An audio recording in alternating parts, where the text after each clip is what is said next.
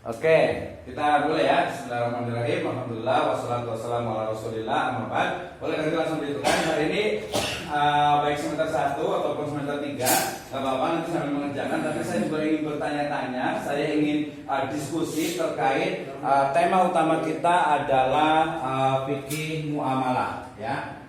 Ya. Fikih muamalah. Oke, muamalah. Ya. Dari sini ingat kemarin kita sudah belajar tentang definisi, ya, definisi atau takrif, ya. Yang kedua yang perlu dipelajari juga adalah kemarin terkait dengan prinsip, ya, prinsip-prinsip, oke, ya. Nanti kita akan tanyakan. Kemudian yang ketiga juga sumber, ya. Sumber hukum, ini pakai bahasa Indonesia ya, sumber hukum, ya. Kemudian yang di sini adalah prakteknya, ya. Kalau yang di sini itu adalah teori, ya. Kemudian di sini adalah praktek, ya. Prakteknya berarti kalau di mata kuliah kita adalah fikih muamalah, perbankan dan ekonomi atau dan bisnis syariah. Ya, jadi kita akan bicara tentang pertama adalah yang paling mudah itu adalah perbankan, ya, atau Islamic banking, ya. Kemudian yang kedua ada namanya industri keuangan non bank, ya. Berarti di sini kemarin kita sudah bagi dari mulai asuransi, ya, kemudian ada pasar modal, ya. Kemudian ada pegadaian, ya. Kemudian ada ya bursa berjangka, ya, dan juga pasar uang, ya. Ada pasar uang juga, ya, termasuk juga ada koperasi, ya. Kemudian ada lagi di sini microfinance, ya. Microfinance. Nah, minimal dari praktek yang ini itu kita juga paham jenis dari apa yang dimaksud dengan fikih muamalah, pembahasannya ini yang paling penting. Jadi saya akan singkat. Ketika membahas tentang fikih muamalah, setelah kita tahu definisi, prinsip, sumber, nanti di sini juga ada karakter gitu ya. Mungkin juga boleh juga dengan perbedaan dengan apa? Dengan fikih yang lainnya gitu ya. Maka kita akan pahami dari sisi apa yang dibahas dalam fikih muamalah. Masih ingat kemarin bahwasanya yang namanya fikih muamalah sekarang ini itu lebih kepada maknanya adalah fikih muamalah al-maliyah. Artinya hukum-hukum terkait dengan muamalah harta. Ya, bahasa lainnya adalah ya ekonomi syariah. Walaupun berbeda sebenarnya, fikih ekonomi syariah itu lebih tepat kalau kita bicara tentang apa takrifnya. Nah, di fikih muamalah ini seharusnya sudah dipahami semuanya. Ini di level S1 harus paham. Ya, pertama terkait dengan apa yang disebut dengan saya sebutnya dengan istilahnya itu teori. Ya, teori, ya. Pertama ada hak, kemudian ada kepemilikan, ya, kemudian ada harta. Ya, jadi di level S2 ini seharusnya sudah paham tentang apa yang disebut dengan hak. Ya, yang kedua adalah kepemilikan.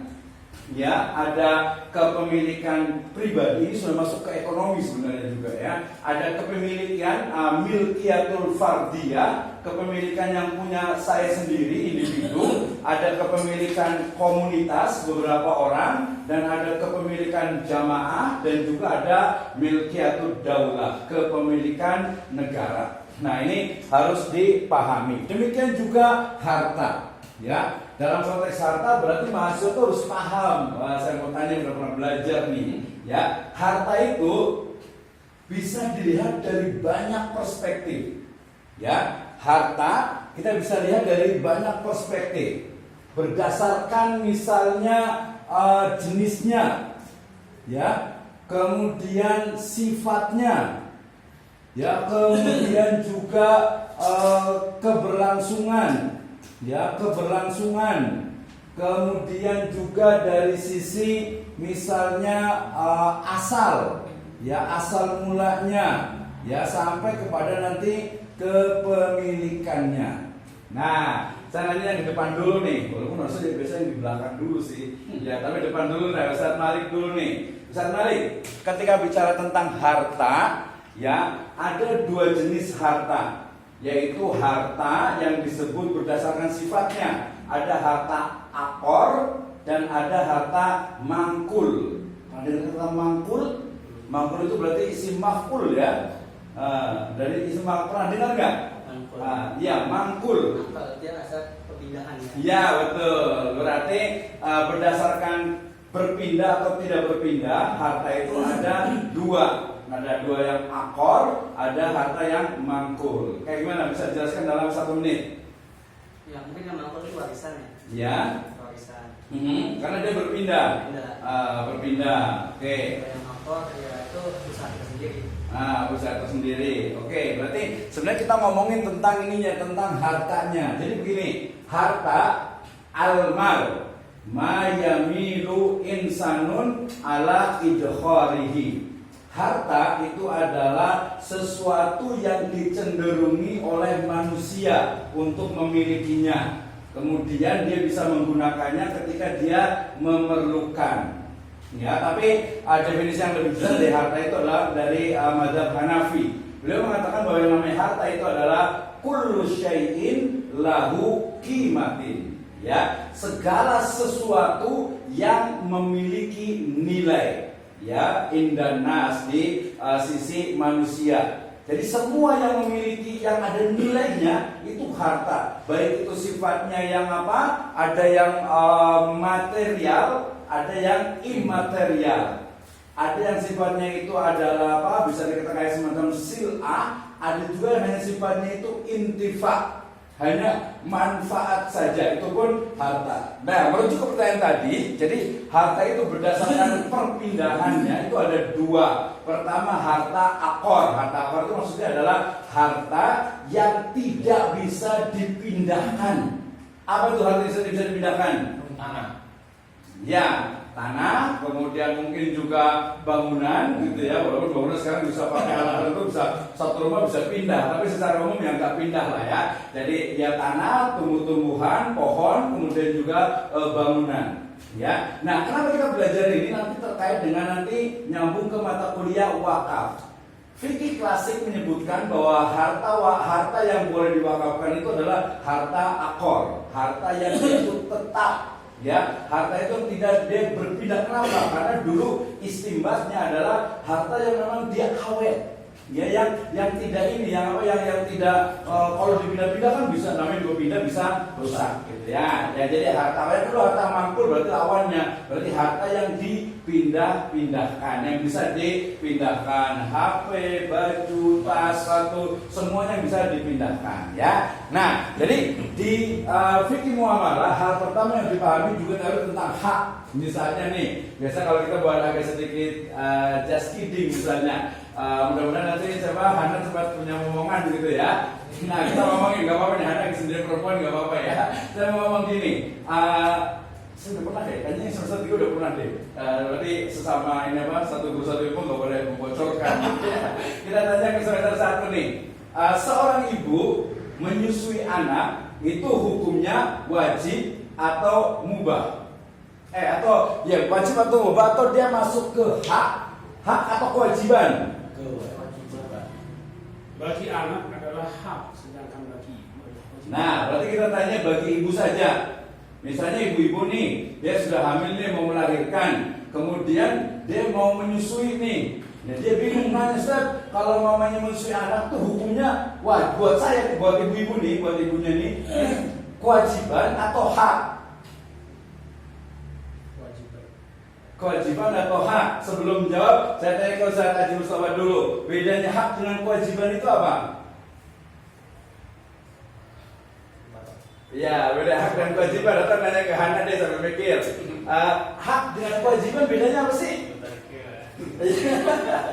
Kita harus nyambung dulu. Hak dengan kewajiban bedanya apa?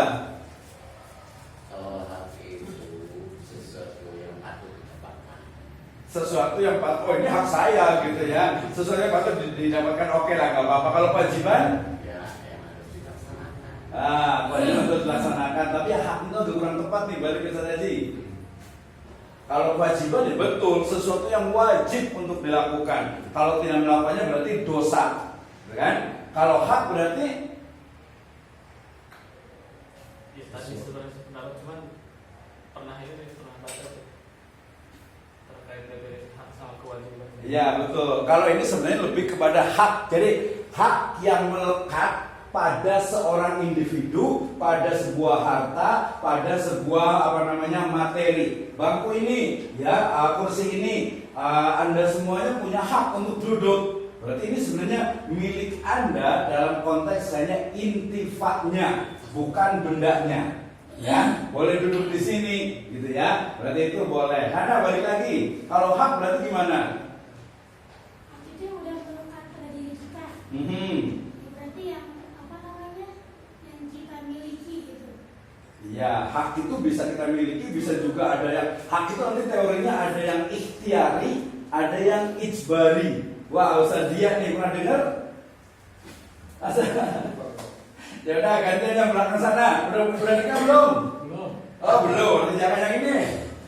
Udah nikah nih. Udah punya anak belum? Menyusui buat seorang ibu, seorang istri kewajiban atau hak? Kewajiban. Kalau kewajiban berarti kalau ibunya itu tidak menyusui berarti berdosa. Itu dalam fikih. Ya, dosa berarti haram.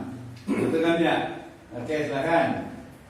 Setiap kewajiban Mhm. itu biasanya diiringi dengan sesuatu yang mewajibkan. Contohnya beriringan dengan hak. Karena setiap kewajiban itu jatuhnya hukum wajib itu karena hubungan dengan sesuatu yang lain. Ya betul. Wudhu itu menjadi Ya, wajib karena dia mau sholat. Oke, betul. Atau huruf satu iman terus. Ya. 5 menit aja. Tengah lanjut. Begitu Ya, benar. juga ketika seorang ibu dia menyusui anaknya bisa jatuh menjadi wajib ketika anak itu membutuhkan dia mampu saja menjadi tidak wajib. Berarti kalau mamanya ibunya tidak mampu berarti Misalnya sakit. Berarti tidak wajib itu berarti nanti masuk ke doruroh atau doruriyah, darurat kan, karena memang misalnya dia ibunya sakit itu kan. Kalau ini sehat, betul-betul sehat nih, tunggu dalam 2 menit. Sebentar dulu ya. Kalau teman dulu sebentar.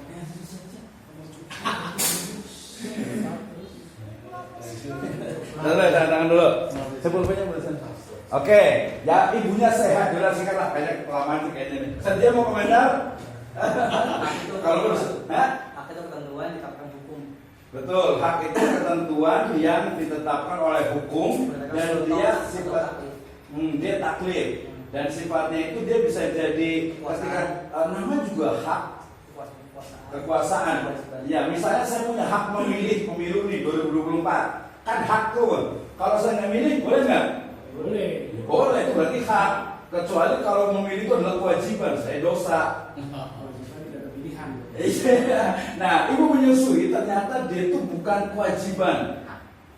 Istri itu kewajibannya apa sih yang wajib? Iya, kewajiban suami itu apa? Itu saya baca ya. Sudah, kita tanda tangan dulu nih. Bukan yang di tas yang pulpennya bagus. Nah, gitu ya. Ternyata bukan kewajiban, tapi dia adalah hak. Berarti kalau seorang ibu kemudian dia ternyata tidak mau menyusui, tidak dosa. Ada nggak sih buktinya? Ada nggak sih dalilnya? Ada nggak sih sejarahnya? Karena saya suka sejarah, kan pasti selalu dihubungkan dengan sejarah nih. Coba, silakan siapa yang bisa jawab sambil ini. Kalau dalilnya kalau tidak salah satu hukuman ya. Kalau saya menuliskan ini.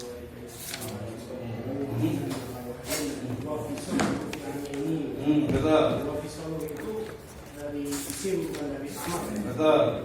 Jadi namanya dari situ. Sehingga itu hak bukan satu kewajiban. Ya betul, bisa jadi salah satu itu yang menunjukkan hak. Kalau kita tarik dari yang menunjukkan kewajiban ada nggak ayat atau hadis yang menunjukkan kewajiban? Nah, saya sebentar tangan dulu ya. Ada nggak coba?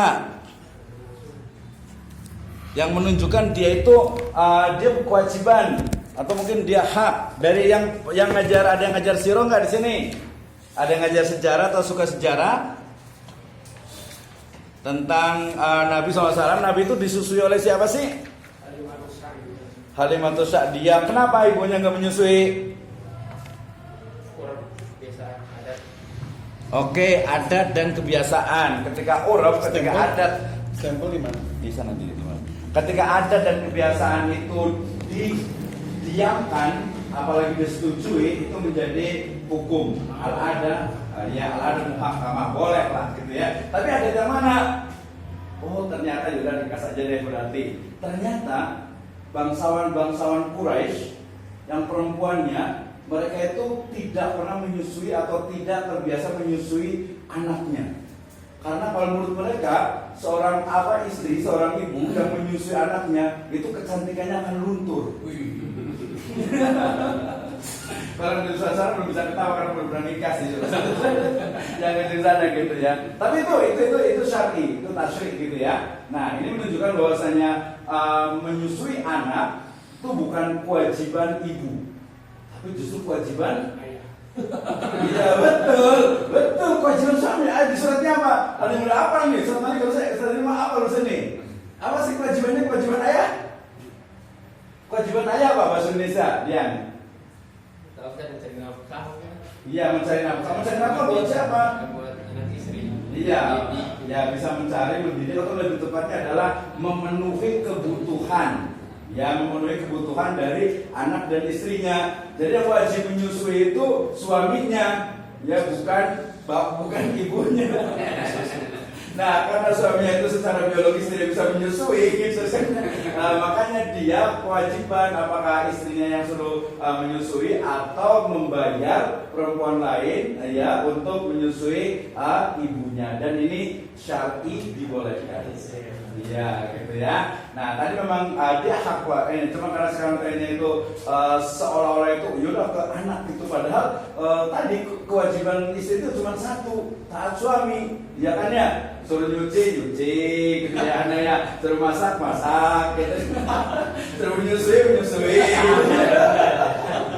Tapi nggak beda. Jadi kalau menyusui secara fikih mah seperti itu. Ya baik, balik lagi ke sini di hak. Berarti nanti boleh baca-baca lagi di rumah tentang teori. Teori itu artinya masih tahu teori. Jadi dalam sebuah ilmu itu ada namanya sebelum jadi ilmu. Jadi nggak tahu nih bedanya ilmu dengan apa? Ilmu dengan pengetahuan. Kayaknya Ustaz Fitro udah pernah saya tanya nih. Ustaz ini gantian. Bedanya apa sih ilmu dengan pengetahuan? Ma huwal farq bainal ilm wal ma'arif wal ma'rifah. What difference between science and knowledge? Nah, apa sih bedanya? Kalau ilmu itu hanya sekedar bukan sekedar, sekadar. Ya. Jadi sebuah pengetahuan itu adalah sebuah informasi atau wawasan belum diaplikasikan dalam suatu kegiatan. Nah, terus? Sedangkan ilmu, pengetahuan bisa menjadi ilmu apabila dia sudah mencapai teori dan bisa dibuktikan secara nyata dan diterapkan dalam masyarakat. Oke, nah bagus lah. Berarti Pak ini nambahin coba. Ini. Jadi untuk mencapai level ilmu, ya di bawahnya itu ada teori. Teori yang diuji coba terus menerus menjadi sebuah ilmu. Nah teori ini adalah hasil dari sebuah aksioma atau preposisi atau tesis dalam bahasa Inggris, ya. Nah tesis ini ketika tesis atau aksioma atau preposisi ketika dia diuji terus menerus dan itu stabil, artinya sama hasilnya, itu menjadi sebuah teori. Itu teori baru ilmu. Nah di bawah preposisi itu ada namanya, nanti kalau dalam bahasa kuantitas itu adalah hipotesa. Ya jawaban sementara, ya pengetahuan yang belum tentu kebenarannya, ya kan? Misalnya saya mengatakan ini warnanya apa nih yang ujung ini? hitam. Ini hitam bener nih, yakin? Ini warnanya apa nih? Merah. Ini merahnya absolut, mutlak merah, atau jangan-jangan ini nggak merah, jangan putih nih. Iya, ini berbicara tentang sebenarnya di teori itu tentang sebuah kebenaran karena ilmu. Kalau ini saya bilang ini nggak merah, boleh nggak? Kenapa dasarnya? Ustaz Peter ini merah bener nih. Apa? Hijau. Oh, berarti udah ketularan berarti. Kenapa bilang bukan asal? Karena hukum asalnya memang bukan merah itu. Oh gitu. Oh hukum asal. Tapi dimerahin.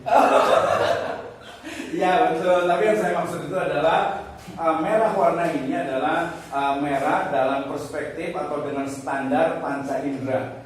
Ya, ketika dia dilihat di bawah mikroskop misalnya, maka warna merahnya itu hilang. Ya, itu yang disebut dengan nanti sebuah kebenaran yang secara terus-menerus itu akan menjadi sebuah aksioma, menjadi sebuah tesis, menjadi sebuah teori, menjadi sebuah ilmu. Nah, seperti itu ya. Nah, kembali tadi juga tadi ilmu, teori, ada aksioma atau preposisi, ada hipotesis. Karena tadi kita ngomongin tentang ilmu gitu ya. Nah, teori tentang ilmu, tentang hak, tentang kepemilikan juga. Tadi yang Ustaz Malik sebutkan itu sifat biasanya sudah bersambung antara hak kepemilikan. Ya, hak kepemilikan. Berarti ada tadi teori hak tersendiri, kemudian teori kepemilikan sendiri, kemudian teori harta sendiri. Tetapi kemudian digabungkan tiga-tiganya menjadi teori atau hak kepemilikan harta.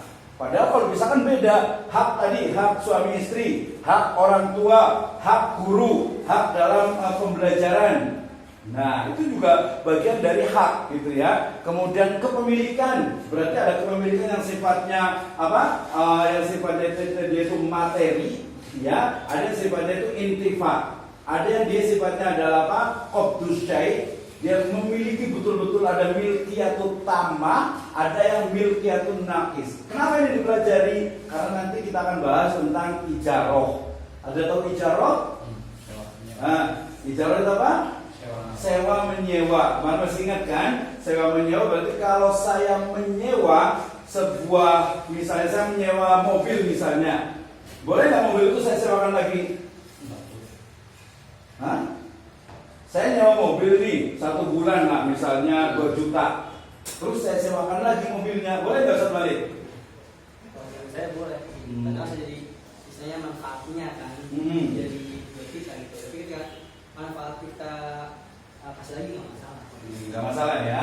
Jadi diperbolehkan karena apa namanya manfaatnya, walaupun nanti ada rukun dari ijarah itu salah satunya adalah hartanya itu harus milkiyatut tamah, harus kepemilikan itu sempurna. Tetapi nanti dengan perubahan yang terjadi di masyarakat, misalnya seperti ini, saya sewa apartemen 2 tower, kan nggak mungkin buat sendiri, karena memang itu juga bisnis. Kemudian saya sewakan lagi kepada orang setiap bulan.